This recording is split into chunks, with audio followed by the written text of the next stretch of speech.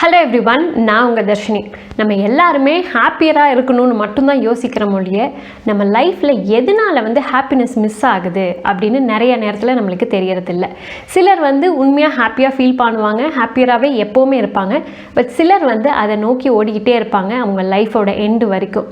So பேசிக்காக ஒரு 6 tips இருக்குது. அந்த 6 விஷயங்கள் நீங்கள் ஃபாலோ பண்ணிகிட்டு இருக்கீங்க ஆல்ரெடி அப்படின்னா கண்டிப்பாக நீங்கள் ஹாப்பியான பர்சனாக மட்டும்தான் இருப்பீங்க. ஸோ இன்கேஸ் நீங்கள் ஃபாலோ பண்ணிகிட்டு இருந்தீங்க அப்படின்னா அதை பற்றி கண்டிப்பாக கமெண்ட் பாக்ஸில் லீவ் பண்ணுங்கள்.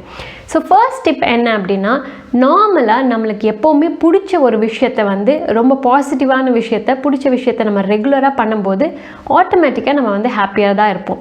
நீங்களே யோசிச்சு பார்த்தீங்கன்னா, சின்ன வயசில் நான் ரொம்ப ஹாப்பியாக இருந்தேன், நான் நினச்சதெல்லாம் பண்ணினேன், ஆனால் பெருசானதுக்கப்புறம் நான் அந்த ஹாப்பினஸை மிஸ் பண்ணுறேன் அப்படின்னு நிறையா நேரத்தில் நம்ம நினச்சிருந்துருப்போம்.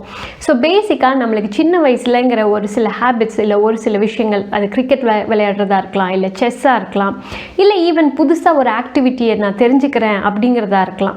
அந்த மாதிரி விஷயங்கள் உங்களுக்குள்ளேயே ஒரு பிடிச்ச விஷயம் இருக்கும். கண்டிப்பாக அதை கண்டினியூ பண்ணுங்கள். அதை தவிர நான் ஒர்க் லோட் எனக்கு அதிகமாக இருக்குது, எனக்கு ஃபேமிலி வந்துடுச்சு, நான் குழந்தைய பார்த்துக்கணும், அதனால என்னால் பண்ண முடியல அப்படிங்கிற ரீசன் கண்டிப்பாக சொல்லாதீங்க. ஏன்னா அது எதுவுமே ரீசன் கிடையாது. ஒரு நாளைக்கு ஒரு 5 மினிட்ஸ் உங்களுக்காக ஸ்பெண்ட் பண்ணுறதுங்கிறது கண்டிப்பாக பண்ண முடியும். ஸோ இதுதான் ஃபர்ஸ்ட் விஷயம்.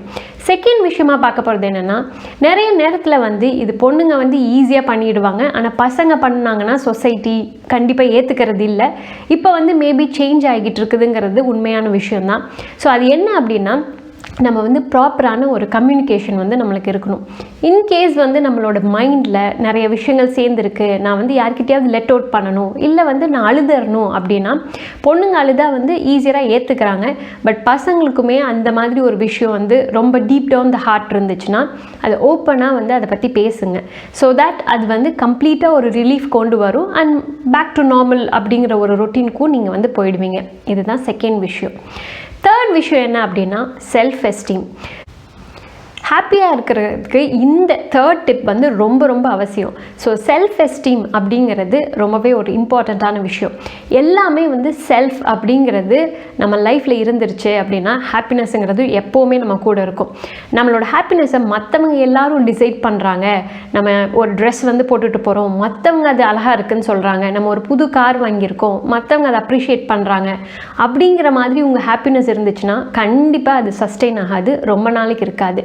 பட் செல்ஃப் எஸ்டீம், நம்மளை பற்றி பாசிட்டிவாக எப்போவுமே நினைக்கும் போது ஆட்டோமேட்டிக்காக நம்மளோட பிரெயினுமே ஹாப்பியாக தான் இருக்கும். ஏன்னா ஏதாவது ஒரு விஷயம் எடுத்துக்கலாமே, ஒரு ஜாபுக்கு நீங்கள் அப்ளை பண்ணுறீங்க, அந்த ஜாப் ஃபார் சம் ரீசன் கிடைக்கல. ஏன்னா ஜாப் அப்படிங்கிறது வெறும் டேலண்ட் பேஸ் பண்ணி மட்டும் கிடையாது, அதை தாண்டி நிறைய ஃபேக்டர்ஸ் அதுக்குள்ளே இருக்கும். பட் ஒரு ஜாப் நீங்கள் மிஸ் பண்ணிட்டீங்க அப்படிங்கிற ஒரே காரணத்துக்காக எனக்கு டேலண்ட்டே இல்லை, நான் அதுக்கு சூட்டே ஆக மாட்டேன் அப்படின்னு சொல்லி நீங்கள் கண்டிப்பாக நினைக்காதீங்க. ஸோ அதுக்கு பதிலாக உங்களோட செல்ஃப் எஸ்டீம் ரொம்ப அதிகமாக இருந்துச்சுன்னா நீங்கள் அப்ளை பண்ண ஒரு கம்பெனியை விடவே அடுத்த லெவலுக்கு நீங்கள் உங்களால் போக முடியும். ஸோ எந்த ஒரு விஷயம் பண்ணினாலுமே பாசிட்டிவான ஒரு வைபோ இல்லை பாசிட்டிவான தாட்ஸோ உங்களுக்கு கண்டிப்பாக இருக்கணும்.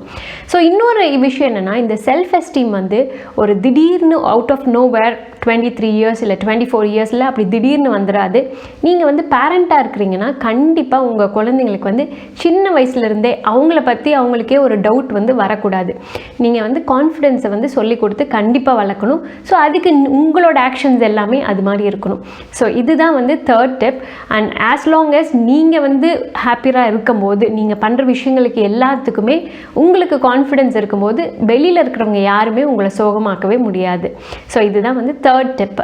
ஃபோர்த் டிப் என்ன அப்படின்னா, இது கொஞ்சம் கான்ட்ரவர்ஷியலான டிப்பு தான். மணி அப்படிங்கிறது. ஸோ எல்லா இடத்துலையும் சொல்லுவோம், மணி ஹாப்பினஸை பை பண்ண முடியாதே அப்படிங்கிறது எல்லா இடத்துலையும் நம்ம சொல்லுவோம், இதை கேள்வியுமே பட்டிருப்போம்.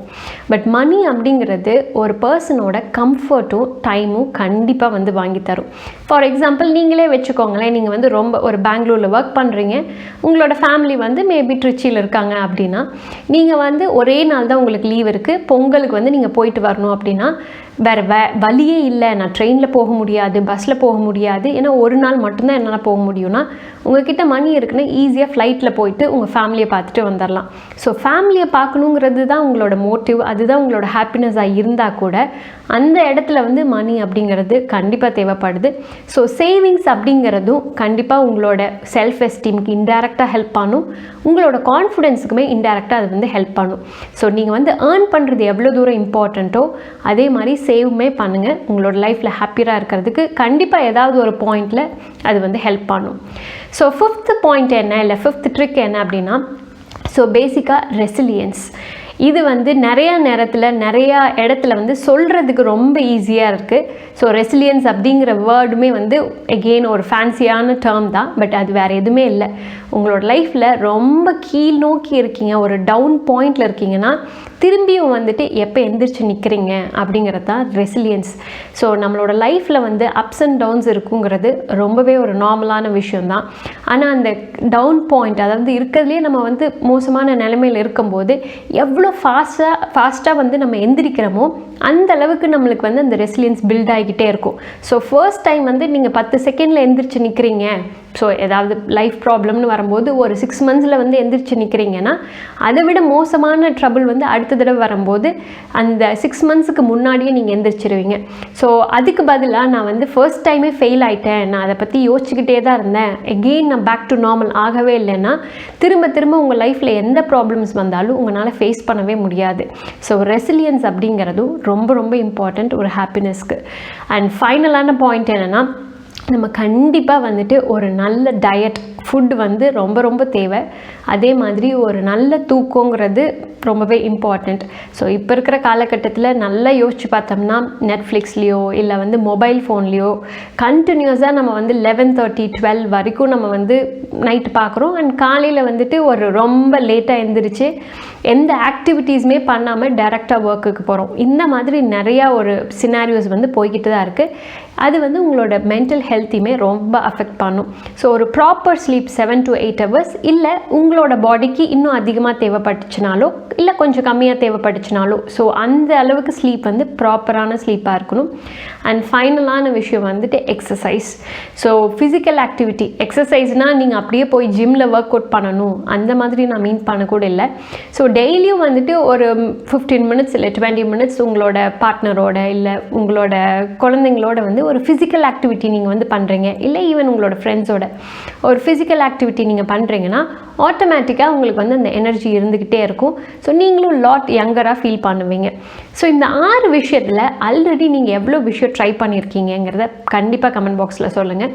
கண்டிப்பாக இந்த 6 திங்ஸையும் நீங்கள் ஃபாலோ பண்ணுறீங்கன்னா உங்களோட லைஃப்பில் வந்துட்டு தேவையில்லாத விஷயங்களுக்கு டைமே கண்டிப்பாக இருக்காது. அண்ட் எவ்வளோ தூரத்துக்கு நீங்கள் ஹாப்பியாக இருக்கணும்னு நினைக்கிறீங்களோ கண்டிப்பாக அந்த அளவுக்கு வந்து உங்களை சுற்றி இருக்கிறவங்களுமே ஹாப்பியாக தான் இருப்பாங்க. ஸோ வேற ஒரு டாப்பிக்கில் இன்னொரு வீடியோவில் பார்க்கலாம். அது வரைக்கும் பாய்.